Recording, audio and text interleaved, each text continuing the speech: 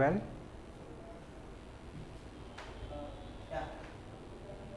okay. So basically in today's DTRS session, we are going to discuss 10 important MCQs from current affairs. And the topic selection happens keeping in mind the UPSC Prelims exam trend. So this session is going to be fruitful for your UPSC Civil Services preparation for 2025. So let us quickly see the list of topics that we are going to understand. And before that, this is the lead topic for the day. Today we are going to understand about a body which is Securities and Exchange Board of India, SEBI. We are going to discuss about this particular body in detail. And before we move ahead, let us discuss about a quotation. And you may know this personality. He is Nelson Mandela. Okay. So he has written that I learned that courage was not the absence of fear, but the triumph over it. The brave man is not he who does not feel afraid, but the one who conquers that fear. Okay. So through this quotation, he says that courage is not absence of fear. It is the let's say capability of an individual to overcome that fear. Okay. Courage is to overcome that fear. Okay. And brave man is not who does not feel afraid, but he who conquers that fear. Okay. So you may feel fearful for a moment, but the thing is it is your courage to stand up and to face that fear and to do something about it so that you can overcome that fear. Okay. So this quotation is important. You can mention it in one of your answer in ethics or in essay as well. Okay. So now with this, let us see the list of topics that we are going to discuss today. So the first question will be on Securities and Exchange Board of India. As you know that SEBI is the regulatory body which regulates the stock market in India. Okay. So in this question, basically we are going to discuss when this body was set up, under whose recommendation this body was set up. We are going to discuss about some other important aspects also related to this body. Why? Because SEBI is nowadays in news. Because recently what has happened, there was a report. That report has said that there is conflict of interest between the SEBI chairperson, because she also holds shares of a company, majority shares, more than 95% shares in a company. And today SEBI was in news because of another factor, because it has notified, or it has mentioned that some companies are involved in some kind of activities which are which are considered to be outside securities regulatory thing. Those companies might have violated some of the norms of SEBI. Then we are going to discuss about gender budgeting in India. Okay, we will understand what do we mean by gender budgeting.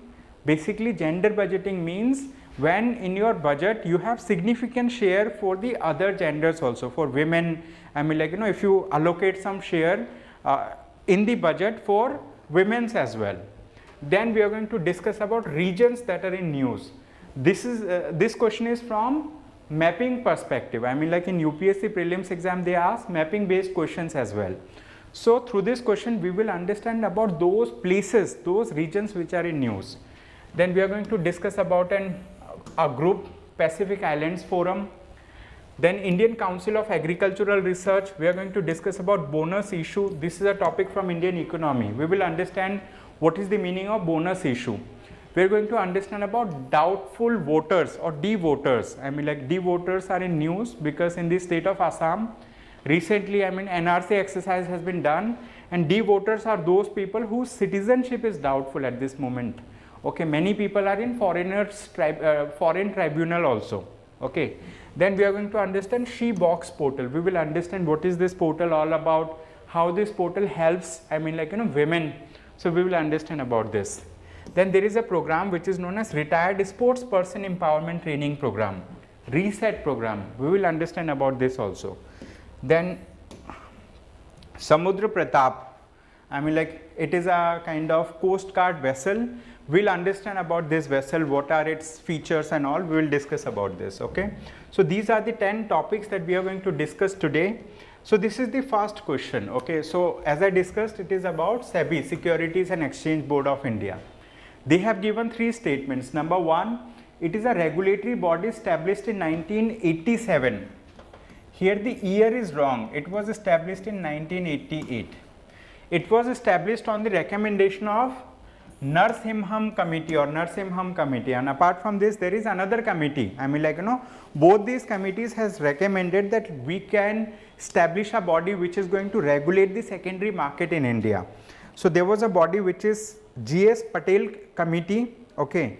In 1985 they have recommended that like we need to have a regulatory framework for securities market in India. Apart from this, Narsimham committee in 1991 recommended that like, you know, we need to establish a regulatory body to oversee the securities market in India, okay. So like, you know, this committee has also played important role.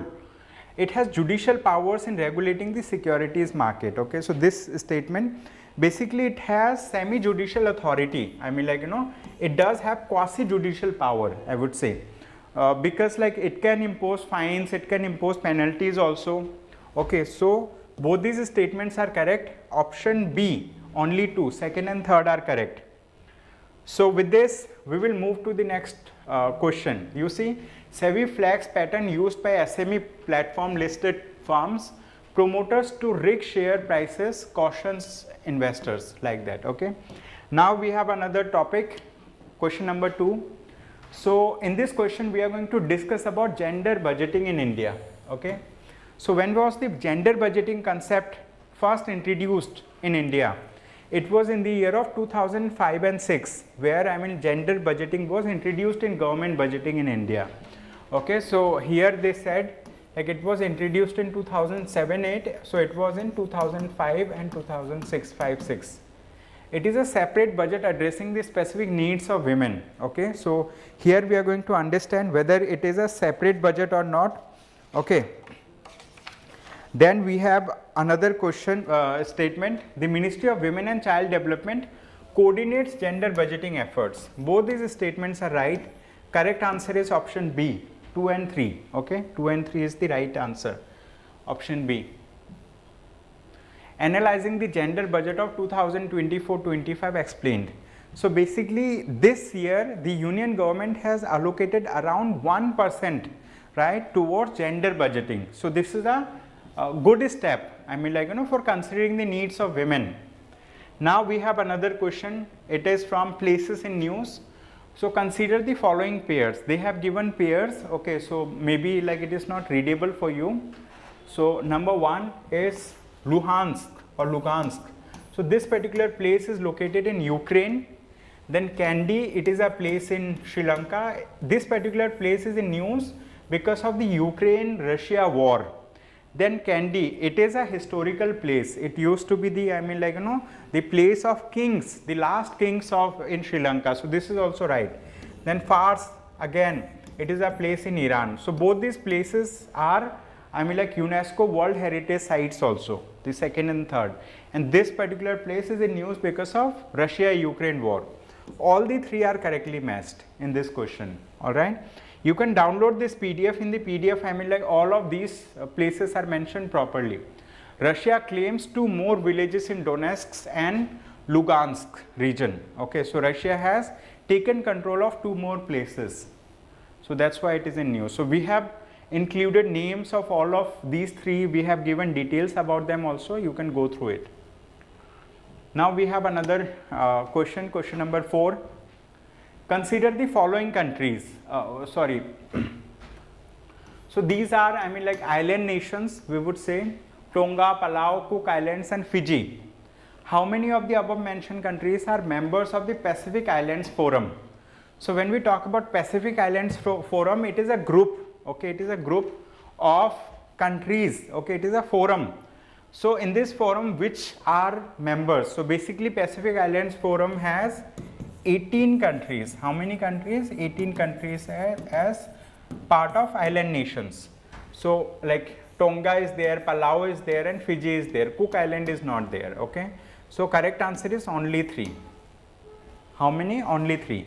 And details of all those countries that are member of this particular forum, we have included in the explanation, okay. So if you read the explanation, you will get to know names of all the 18 countries that are members of it, okay.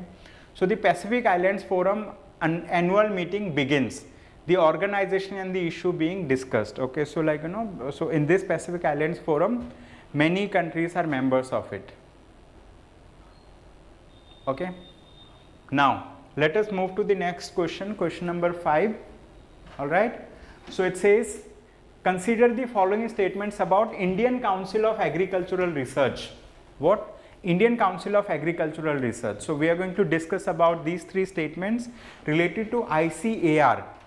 So Indian Council of Agricultural Research, its office is located in Delhi itself, very near, I mean like from ORN. So it says it is under the Ministry of Agriculture and Farmers Welfare. This statement is right. It was established in 1929 as a registered society under the Societies Registration Act. This statement is also right. The subject of agriculture is included in the state list. Okay, agriculture is a part of state list. So in the 7th schedule of the Constitution of India, 3 lists are mentioned: union list, state list and concurrent list. They are also known as list 1, list 2, list 3. In these lists, basically they have mentioned about those subject areas where the union government is empowered to make legislation, or the state government is empowered to make legislation, or both union government and the state government are empowered to make legislation. So that's the thing. But agriculture is a part of a state list. So only 2. Okay, how many of them are correct? Only 2. Now with this we will move to the next question, question number 6. So it says, in the context of economics, which of the following statements correctly describes the bonus issue? Correctly describe the bonus issue. So we need to understand what is bonus issue. One thing is, like we have discussed about SEBI today. So SEBI is the regulator of the secondary market or like a stock exchange in India. So in India we have Bombay Stock Exchange, we have National Stock Exchange. So all those companies that want to raise further funds from the public, right? So they get their company listed on the stock exchange. So people can purchase shares of these companies, they become part owners of these companies, and these companies receive funding so that they can increase their business operations.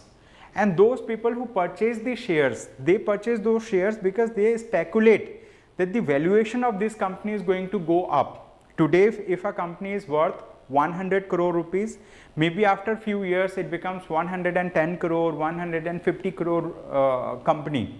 So shareholders, I mean their share prices fluctuates. It may go up, it may go down.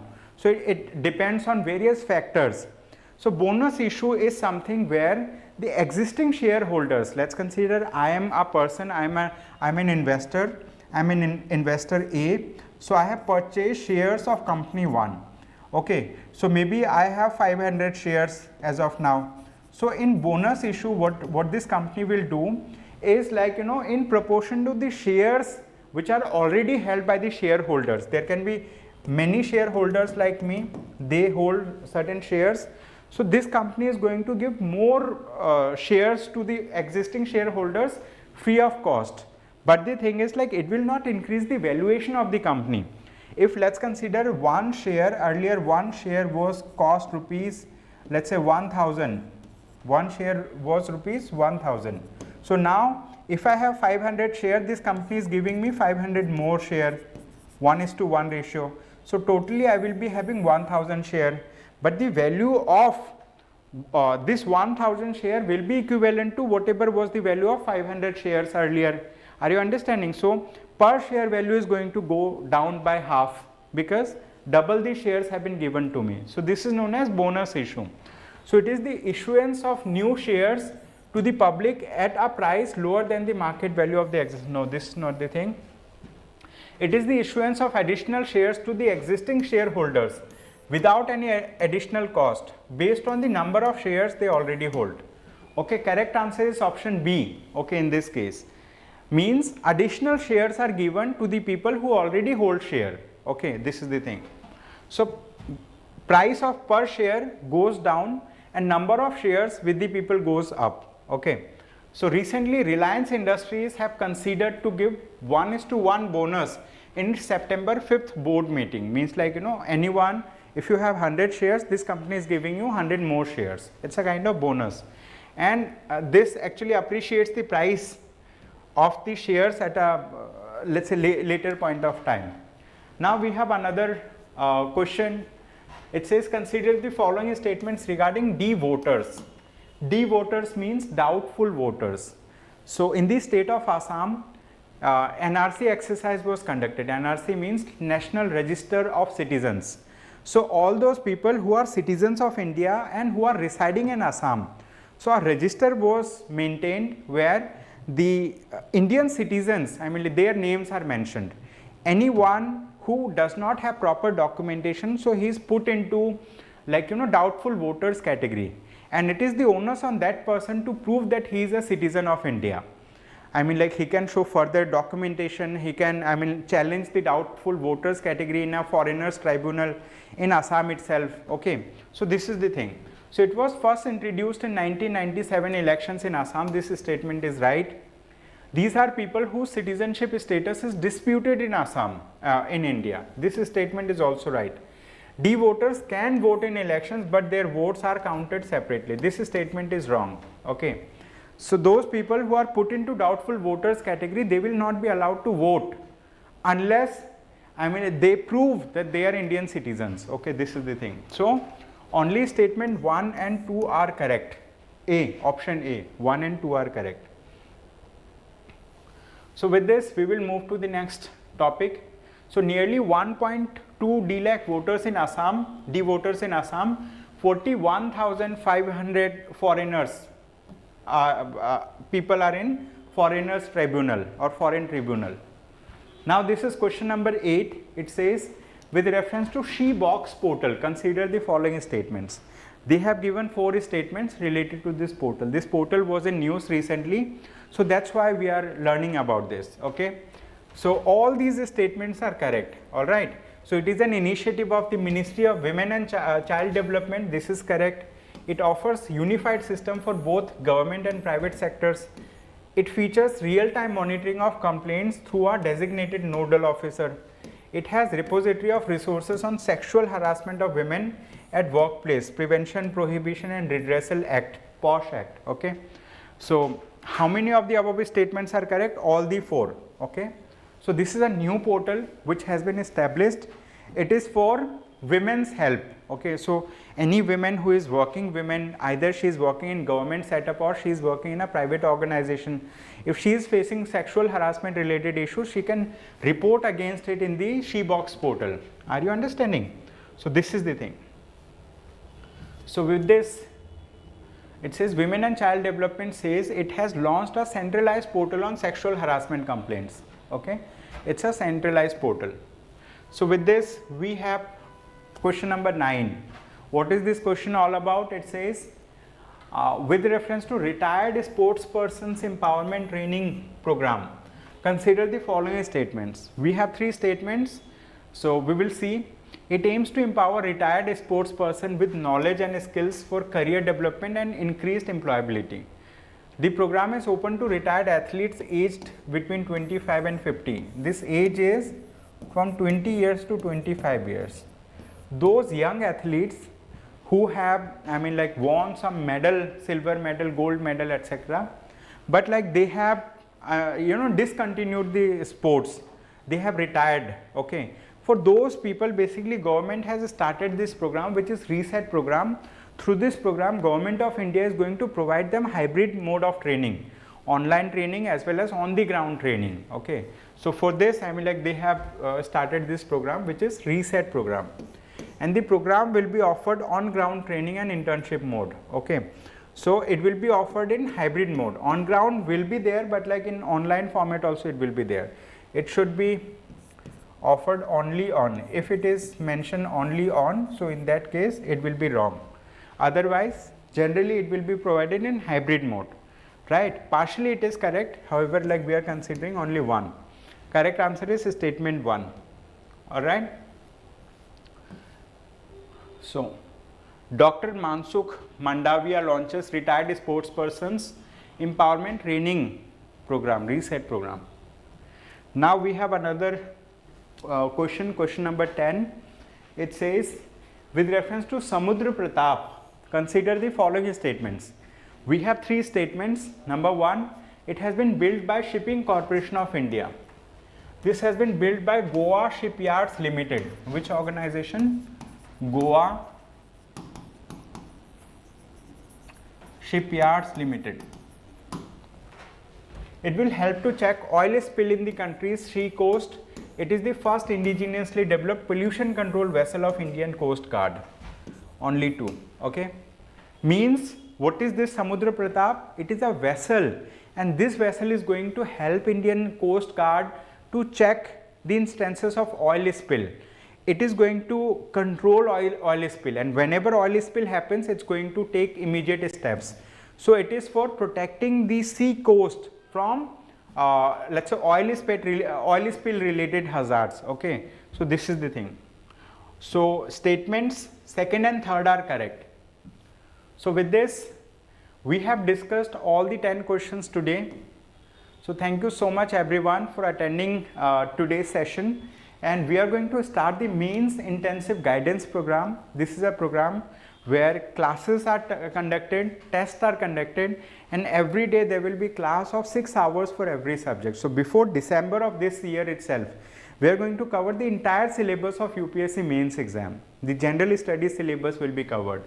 Okay, so this program is going to start from 23rd of September 2024. Anyone who is interested to cover their main syllabus before December, so that you can comprehensively prepare for next year's prelims and mains examination, you can join this program. All right. So that's all from my side. I hope you have a good day ahead. Thank you.